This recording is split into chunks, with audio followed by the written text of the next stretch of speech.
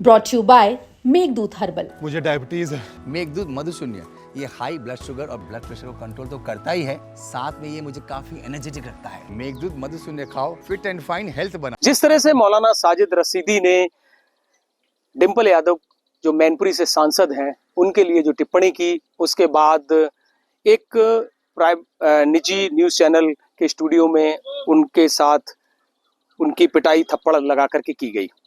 मेरे साथ इटावा के लोग हैं, समझने की कोशिश करते हैं कि ये जो घटनाक्रम हुआ क्या ये राजनीतिक था या फिर ये सारी चीजें जो की गई। आपने देखा होगा कि उन्होंने मौलाना ने टिप्पणी की डिंपल जी के लिए और फिर उसके बाद से ये घटनाक्रम शुरू हुआ। इसको आप किस नजरिए से देख रहे हैं? मैं इसको तो इस नज़रिए से देखता हूँ कि जितने भी ये मौलाना हैं, ये दंगा भड़काओ, अवैध टिप्पणियाँ करना, अवैध कमेंट कसना, ये सब मौलानाओं और मुसलमानों का ही काम है, इसके अलावा किसी का नहीं है। राजनीतिक रोटियां सेंकने के लिए, अपने आप को वायरल करने के लिए कहीं भी कुछ भी टिप्पणी बोल जाते हैं। इनको यही अकल नहीं है कि हम क्या बोल रहे हैं, किसके बारे में बोल रहे हैं। ये कितनी बड़ी नेता इटावा की डिंपल सांसद जी हैं जो, और उनके बारे में वो भी महिला, इसके बारे में इतनी गंदी कमेंट अभद्रता करी इन्होंने, जो टिप्पणी कही, ये पूरे भारत के लिए चिंता का विषय है कि इस तरीके से ऑनलाइन इन्होंने टिप्पणी कर कैसे दी। और इनको तो सबक सिखाना चाहिए और वहां से हटा देना चाहिए जो भी ये पद पे हैं, और ऐसे लोगों को तो स्टूडियो पे खड़ा ही नहीं करना चाहिए जब टिप्पणियां करते हैं। लेकिन उनके साथ फिर जो पिटाई कर दी गई, कुछ लोगों ने उनकी पिटाई भी की, समाजवादी पार्टी के कुछ उन्होंने बताया कि हम कार्य करता है, तो क्या ये भी ठीक रहा? हाँ, ये बिल्कुल ठीक रहा। उनका नाम रशीदी है और रसीद करना भी चाहिए उनको, क्योंकि ये इसी तरीके के पिटने वाले काम अगर करेंगे तो ये पिटेंगे। इस तरीके का आप कार्य मत करिए कि किसी की आस्था को, किसी की निष्ठा को या किसी की व्यक्तिगत किसी को ठेस पहुंचे।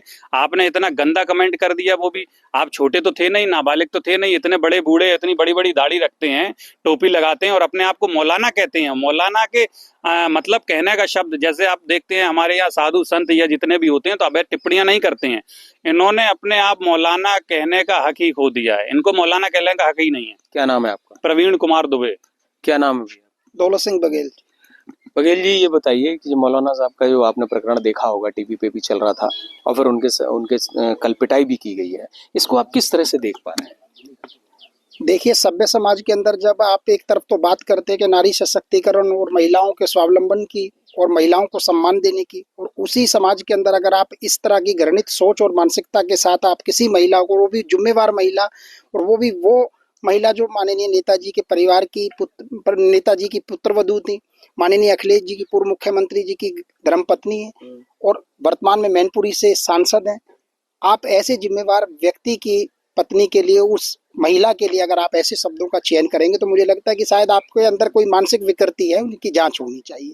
और उनकी मानसिक विकृति की अगर उनके घर वालों ने जांच नहीं कराई, इलाज नहीं कराया, तो समाजवादी पार्टी के कार्यकर्ता, पब्लिक ने जो भी महिलाओं के प्रति सम्मान और आदर की भावना रखता, वो उनका इलाज हर कदम पर, हर सड़क पर, हर गली और मोहल्ला में करेगा, और ये बिल्कुल ठीक किया।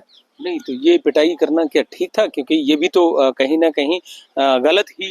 बिल्कुल, मैं मानता हूँ कानून के दायरे के अंदर ये चीजें नहीं है, लेकिन जिस आदमी को अगर कानून के दायरे की परवाह होती, अगर उन्हें लॉ एंड ऑर्डर को वो देखते, संविधान को वो मानते, देश में महिलाओं के प्रति अगर वो अपना नजरिया देखते कि हमारे देश में शुरू से ही महिलाओं के प्रति कितना आदर और सम्मान का भाव रखा गया, ऋषि मुनियों से लेके आज तक, अगर आप कैसी बात करें, लेकिन जब आपकी मानसिकता ही विकृत हो चुकी है कि आपको महिलाओं के आप अनेक रूप देखते हैं, आप महिलाओं के बारे में बात करने से पहले आपको ये सबक लगेगा आने वाले और लोगों को भी जो ऐसी घृणित मानसिकता रखते हैं कि महिलाओं के बारे में बात करने से पहले आप शब्दों का चयन बहुत अच्छे तरीके से करेंगे, ये उनके लिए बहुत सबक है, और आने वाले लोगों जो ऐसी मानसिकता के उनके लिए भी एक बहुत अच्छा सबक। क्या नाम है आपका सर? राजीव यादव। क्या लग रहा है कि मौलाना साजिद रशीदी के द्वारा की गई टिप्पणी और उसके बाद उनके साथ भी जो मारपीट की घटना हुई, इस घटना को आप कैसे देख रहे हैं? क्या ये राजनीतिक था या फिर उनकी टिप्पणी राजनीतिक थी, कि क्या विचार है? सही बात तो ये है कि मौलाना रशीद के द्वारा जो इस तरीके की टिप्पणी की गई, मेरा निश्चित तौर पे ये मानना है कि ये भारतीय जनता पार्टी के द्वारा प्रायोजित हजार 2,000 रुपए लेकर डिबेट में बैठने वाले इस तरीके के लोग हैं जो समाज में नफरत फैलाने का काम करते हैं। जहाँ तक सवाल इस देश की सबसे बड़ी संसद में बैठने वाली श्रीमती डिंपल जी का है, निश्चित तौर पे सारे लोग ये जानते हैं कि वो हमेशा शिष्ट और शालीन रही हैं। जिस तरीके की अभद्र भाषा का इस्तेमाल मौलाना ने किया है, निश्चित तौर पे संवैधानिक व्यवस्था में, लोकतांत्रिक व्यवस्था में इस तरीके की कोई भी किसी प्रकार की टिप्पणी हमारे समाज में अस्वीकार है। लेकिन उनके साथ पिटाई हुई वो कहाँ तक संवैधानिक है? आपकी बात ठीक है, मैं हिंसा में विश्वास नहीं रखता हूं, लेकिन क्रिया की प्रतिक्रिया होती है। जब आप किसी महिला के लिए, किसी बेटी के लिए, किसी बहू के लिए इस तरीके की अभद्र टिप्पणी, जब आपके मुंह में लगाम नहीं है तो किसी के हाथ में भी लगाम नहीं हो सकती। ये निश्चित तौर पे जो उनके साथ हुआ है, निश्चित तौर पे ठीक हुआ है। क्या नाम है आपका? दीपू यादव।